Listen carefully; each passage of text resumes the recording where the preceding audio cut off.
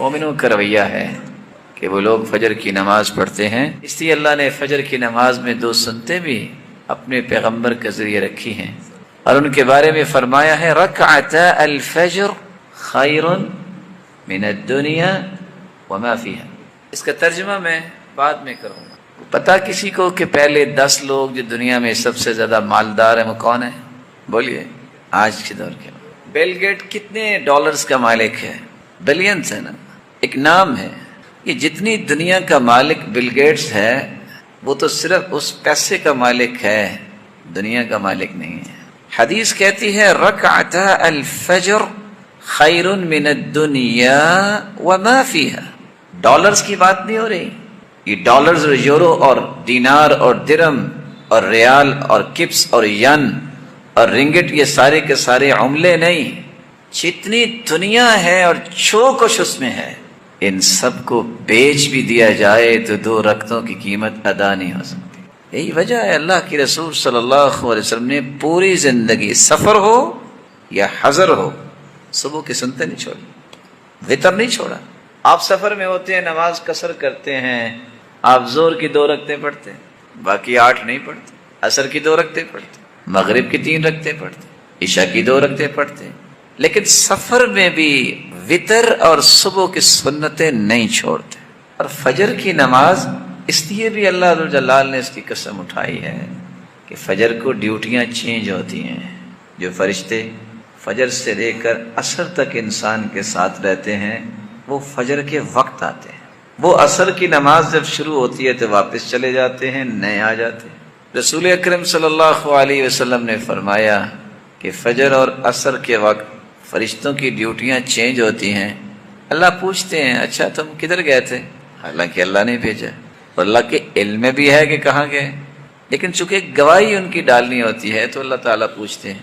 وہ کہتے ہیں من عند عباد لک فی الارض، اللہ زمین میں تیرے بندوں کے پاس گئے تھے، اچھا کیا کر رہے تھے؟ جواب سنیے گا، اتیناہم وہم یصلون وترکناہم وہم یصلون۔ اللہ جب گئے تب بھی نماز ہی پڑھ رہے تھے، جب آئے ہیں تو تب بھی نماز ہی پڑھ رہے تھے۔ اللہ تعالیٰ فرماتی ہے پھر گواہ رہنا، یہ جتنے لوگ فجر اور عصر میں شامل تھے نا، گواہ رہنا میں نے ان سب کو معاف کر دیا۔ روئے زمین پہ 7 ارب لوگ اس وقت موجود ہیں، بلیورز بھی ہیں، نان بلیورز بھی ہیں، لیکن سب سے بہترین شخص وہ ہے روئے زمین پر جو قرآن کو سیکھتا ہے اور قرآن کو سکھاتا ہے۔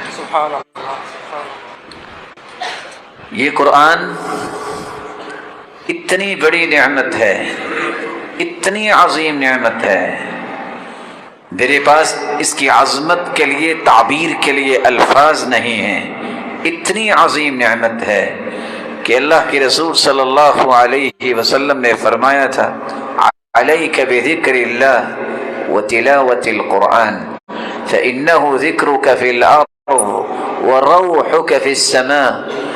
تمہیں زندگی میں اگر لازم پکڑنا ہے تو اللہ کے ذکر کو، اس کی کلام مبارک قرآن کو، ہوگا کیا؟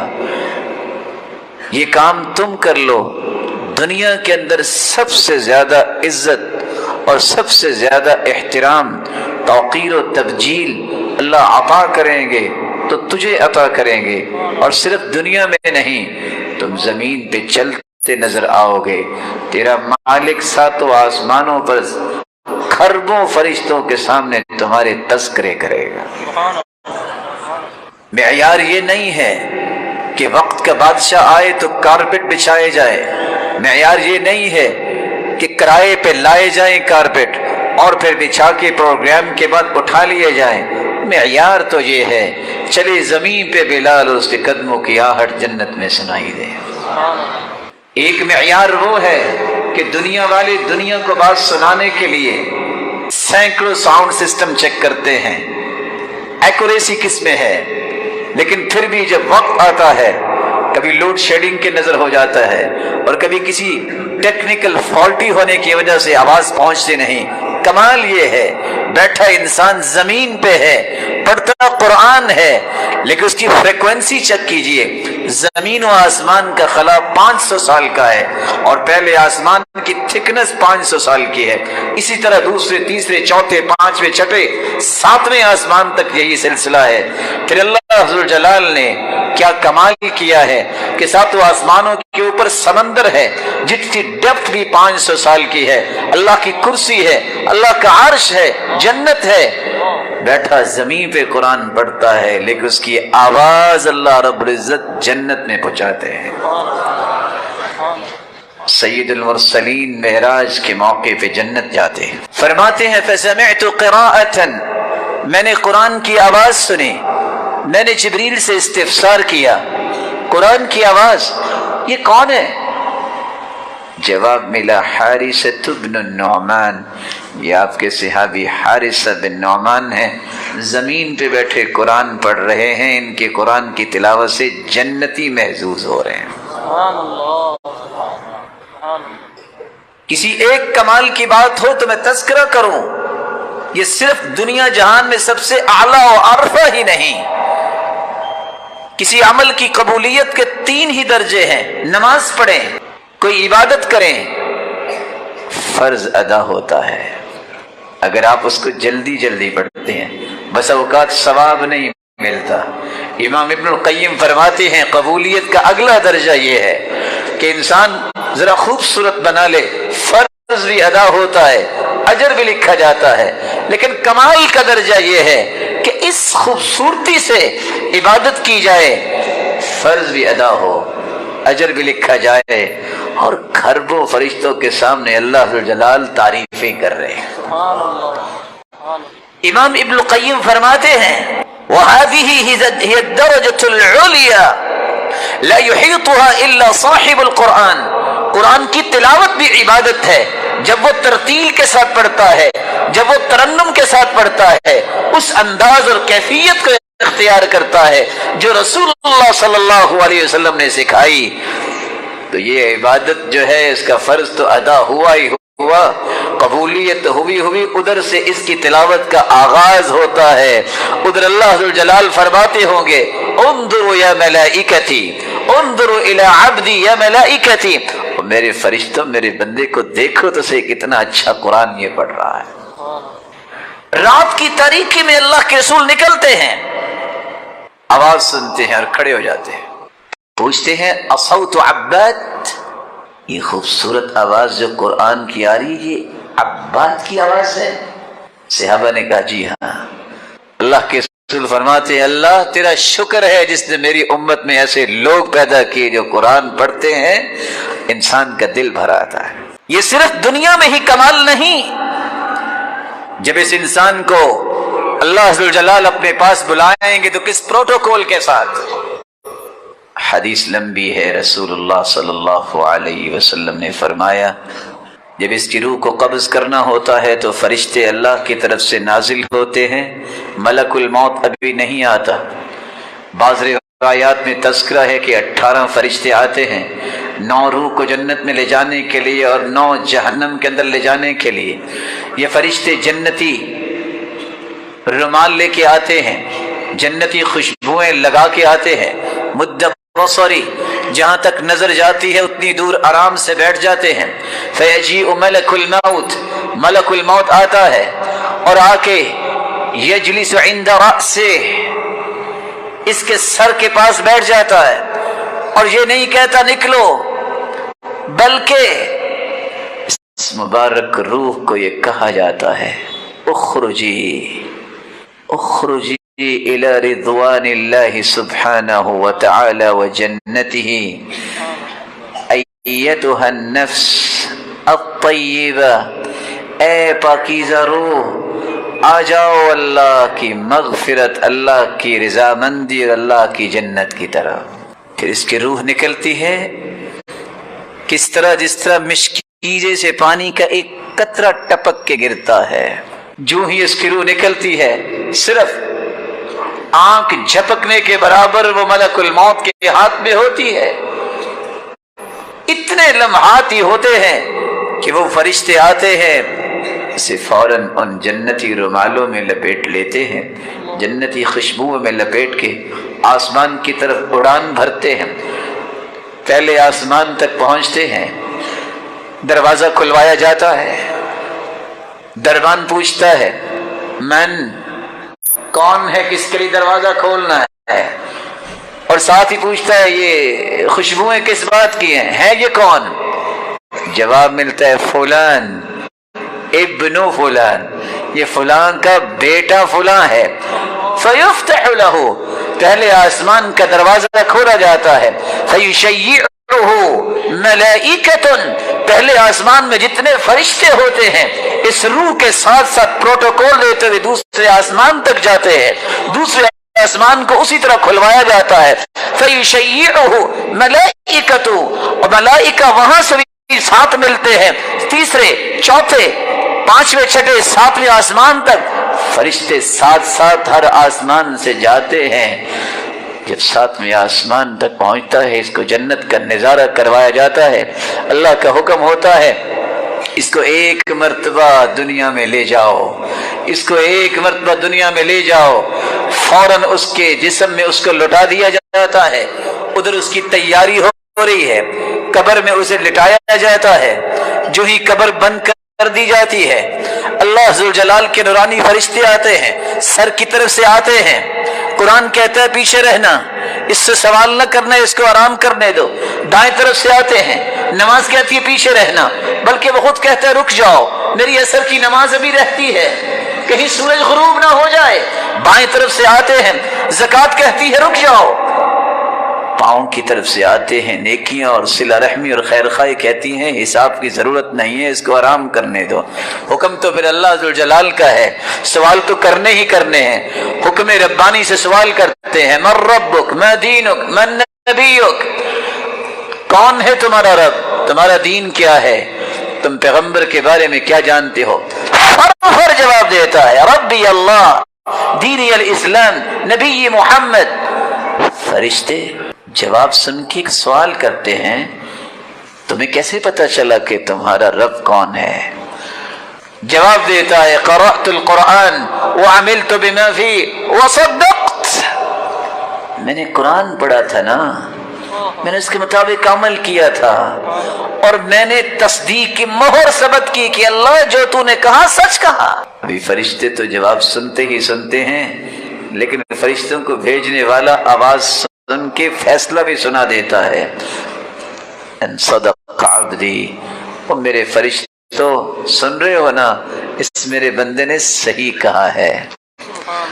अच्छा क्या करो, ये 3 चादरों में इसे कब्र में लिटा के चले गए, नहीं अलबिसूहु लिबासल जन्नह, इसे जन्नती लिबास अभी पहना दो।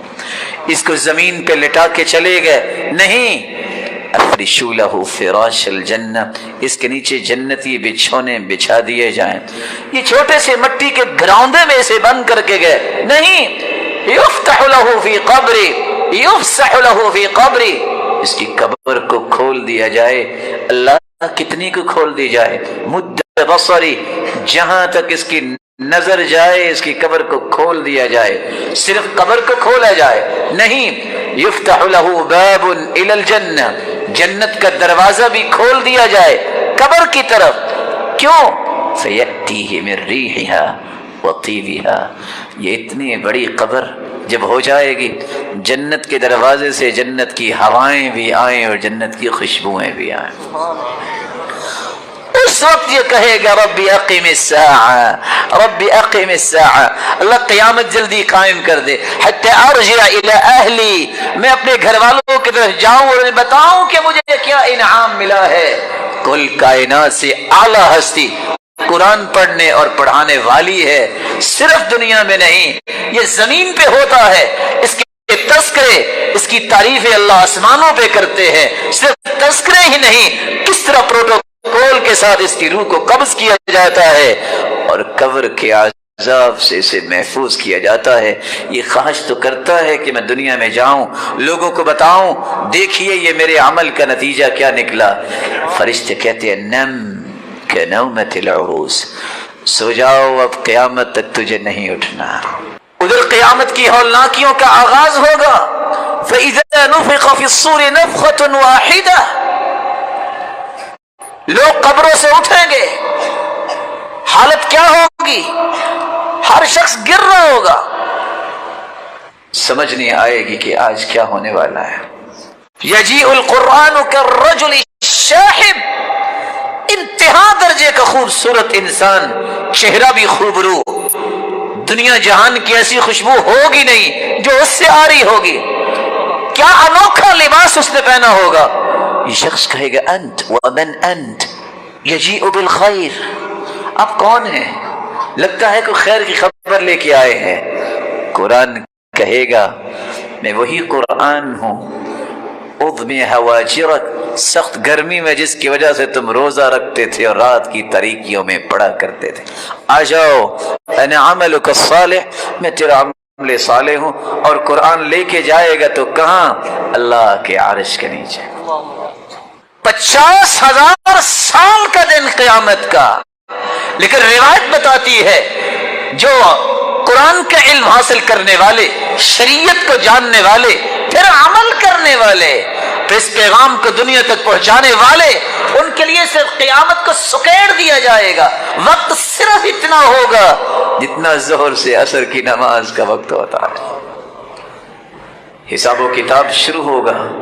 حدیث لمبی ہے، اللہ کے رسول کی سفارش سے حساب و کتاب کا آغاز ہوگا، لیکن حکم ہوگا وَعُرِضُوا عَلَىٰ رَبِّكَ صَفًّا، صفیں بنائی جائیں، انبیاء کی صفیں، فرشتوں کی صفیں، اولیاء اور اصفیاء کی صفیں، صالحین، متقین، صدیقین، شہداء کی صفیں، اور دوسری طرف کافر، وَامْتَازُوا الْيَوْمَ أَيُّهَا الْمُجْرِمُونَ، مجرموں کی صفیں۔ یہاں چھٹے انعام کا اعلان ہونے لگا ہے، لیکن یہ اعلان چند لوگ نہیں سنیں گے۔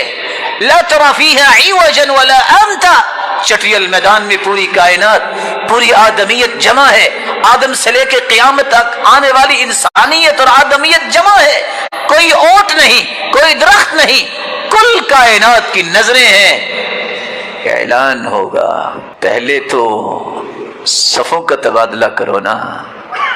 تبادلہ کیسے ہو؟ الماہر بالقرآن مع السفرة الکرام البررہ، اے قاری قرآن، اے ماہر قرآن، اے حافظ قرآن، اے قرآن کے پڑھنے، سمجھنے، عمل کرنے، اس کو آگے پہنچانے میں مہارت حاصل کرنے والے، اپنے چھٹے انعام کو وصول کرنے کے لیے ذرا اپنی صفوں سے نکلو نا، یہ خاکی صفوں سے نکلو، آ جاؤ پہلے ان صفوں میں جہاں جبریل اور میکائیل اور اسرافیل کھڑے ہیں۔ کیا کمال کا یہ پروٹوکول ہو۔ آج دنیا ترستی ہے کسی بڑے آدمی کے ساتھ ایک پکچر لے لیں، جس کو اللہ کا بلاوا آئے گا، آ جاؤ جبریل امین کے ساتھ، بڑا اس سے بھی بڑا کوئی نام ہے۔ یجیء القرآن، جب یہ چھٹا انعام وصول کر لے گا قرآن پھر آئے گا اور اللہ سے گزارش کرے گا کہ ساتویں انعام کا بھی اعلان فرما دیجئے، یا ربی حلہ، اللہ اسے اور بھی کچھ دیجئے نا۔ فرشتوں کے ساتھ تو کھڑا کر دیا، فیلبس حلۃ الکرامہ، دنیا کے پاؤں میں جوتی نہیں ہوگی، جسم پہ لباس نہیں ہوگا۔ اللہ قرآن کی سفارش کو کیسے قبول کریں گے؟ اقرأ القرآن فإنه يأتي يوم القيامة شفيعا لأصحابه، یہ قرآن پڑھا کرو، یہ سفارشی ہے، سب سے پہلے اللہ کے رسول کے بعد سفارش قبول کی جائے گی تو روزے اور قرآن کی سفارش کرے گا اللہ، کچھ اور بھی انعام دیجئے۔ ساتھ ہی ساتواں اعلان بھی ہوگا اور اس پہ عمل درآمد بھی ہوگا، فیلبس حلۃ الکرامہ، عزت کا لباس، جنتی خلعت فاخرہ، پوری کائنات کے سامنے اسے پہنائی جائے گی۔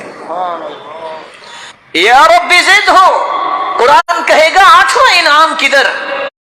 اللہ کچھ اور بھی دیجئے۔ فیلبس تاج الکرامہ، اللہ حکم دیں گے اور فرشتے تاج لائیں گے اور اس کے سر پہ سجائیں گے۔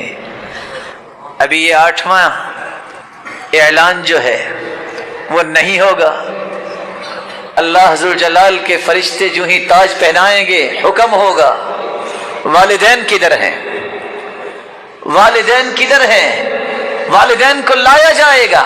البس والداه تاجا يوم القيامة ضوءه احسن من ضوء الشمس وفي رواية لا تقوم لهم الدنيا. اللہ اسے اور بھی کچھ دیجیے. یہ 8ویں انعام کا اعلان ہونے لگا ہے. جہاں اس حافظ قرآن کے سر پہ تاج سجایا جائے گا پوری کائنات دیکھ رہی ہوگی یہ کیا ہو رہا ہے. اس کے والد اس کی والدہ کو لایا جائے گا اور ان دونوں کے سر پہ بھی تاج کو سجایا جائے گا جس کی روشنی کیا ہوگی سورج سے بھی زیادہ. امام ابن القیم فرماتے ہیں اور علماء لکھتے ہیں یہاں اشارہ کس بات کی طرف ہے؟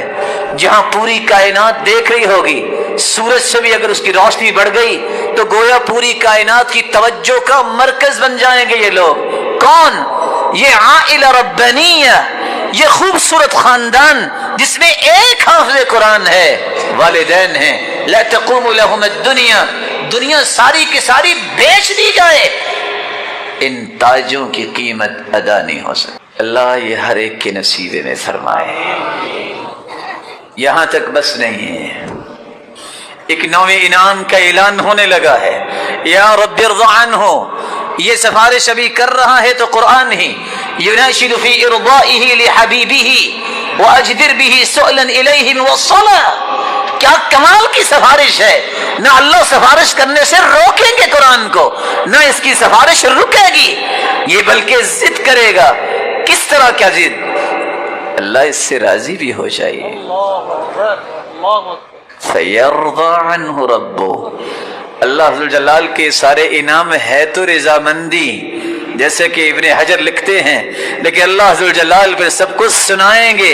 دنیا والوں گواہ رہنا میں اپنے اس بندے سے راضی ہو گیا. رضا کے بعد یہ سب سے پہلا انعام جس کی تڑپ مجھے اور آپ کو ہونی چاہیے، اور اس تڑپ کو اتنی گہری اپنے دل میں لے جاؤ کہ زندگی کی آخری رمق اور سانس تک اس خواہش کو پورا کرنے کے لیے تڑپتے رہو. کس طرح میرا بچہ حافظ قرآن بن جائے، قاری قرآن، ماہر قرآن بن جائے. وہ تڑپ کیسی؟ جو ہی اللہ راضی ہوں گے. حدیث کے الفاظ یقال لصاحب القرآن، پھر اللہ ذوالجلال ان ربکم یحاضر ولیس بینہ وبینہ ترجمان ولا حجاب. اللہ ہر ایک سے کلام کریں گے، لیکن یہ کلام کتنی مبارک ہے. اللہ خود اپنے بندے سے مخاطب ہوں گے. اے قاری قرآن، اے ماہر قرآن، میری رضا کا انعام پانے والے آ جاؤ. جنت کی سیڑھیاں چڑھتے جاؤ اور قرآن کو پڑھتے جاؤ. اقرا وارتقی ورتل كما كنت ترتل في الدنيا فإن منزلتك عند آخر آية تقرأها. آج بڑھو. تم دنیا میں تلاوت کرتے تھے اسٹیج پہ بیٹھ کے نیچے آ جاتے تھے. آج ذرا معاملہ کچھ اور ہے، پوری دنیا کو دکھانا ہے. یہ ہیں جن کے بارے میں میں نے اعلان کروائے تھے. آج تم قرآن پڑھتے جاؤ، جنت کی سیڑھیاں چڑھتے جاؤ. تمہارا مقام وہاں ہوگا جہاں من الجنت والناس آئے گی. 6236 آیتوں کی تلاوت کرنے والا یہ جنت کے کتنے بلند مقام پہ ہوگا. اس 9ویں انعام کے حقدار بننے کی اللہ ہمیں توفیق دیتے ہیں. ہماری اولاد اور نسلوں میں یہ خیر کو جاری فرما دے. یہاں علماء کی جماعت بیٹھی ہے جو میرے سر کے تاج ہیں. یہ جانتے ہیں دنیا کے اندر لاکھوں کتابیں ہیں، جملہ کتب حدیث کو جمع کر لیا جائے اس پلے کی روایت آپ کو نہیں ملے گی. جو ہی انسان کی روح نکلتی ہے انسان کا عمل ختم. اذا مات ابن آدم انقطع عمله الا من ثلاث: من صدقة جارية او علم ينتفع به او ولد صالح يدعو له. ادھر روح نکلتی ہے ادھر اعمال بند ہو جاتے ہیں. اس کے بعد تو اجر ہے، یہ سزا ہے، یہ جزا ہے. لیکن 10واں انعام اللہ نے دنیا میں نہیں آخرت میں چھپا کے رکھا ہے. کن کے لیے؟ اہل القرآن ہم اہل اللہ وخاصتہ. اہل قرآن قرآن تو اللہ کے خاص بندے اور اللہ والے ہیں۔ وہ 10واں انعام کیا ہے؟ دنیا میں تو جو لاکھوں کتابیں، کیا اربوں کتابیں موجود ہیں، کوئی روئے زمین پہ ایسی کتاب نہیں جس کو پڑھنے سے آپ کو ایک حرف کی 10 نیکیاں ملے۔ یہ واحد قرآن ہے، ایک حرف، خواہ اس کا معنی آتا ہو یا نہ آتا ہو، تمہارے نامہ اعمال میں 10 نیکیاں لکھی جاتی ہیں۔ لیکن قیامت کا دن ہوگا، حدیث کے الفاظ ہیں، یہ جنت کی سیڑھیاں چڑھتا جا رہا ہے، قرآن پڑھتا جا رہا ہے، وَيُزَادُ بِكُلِّ آيَةٍ حَسَنَةٍ۔ اللہ فرمائیں کہ میرے بندے، دنیا تو دنیا رہ گئی، میرے انعام ذرا دیکھو، تم جو آیت پڑھ رہے ہو ہر آیت کے بدلے میں آج بھی تیرے درجوں میں اضافہ کرتا جا رہا ہے۔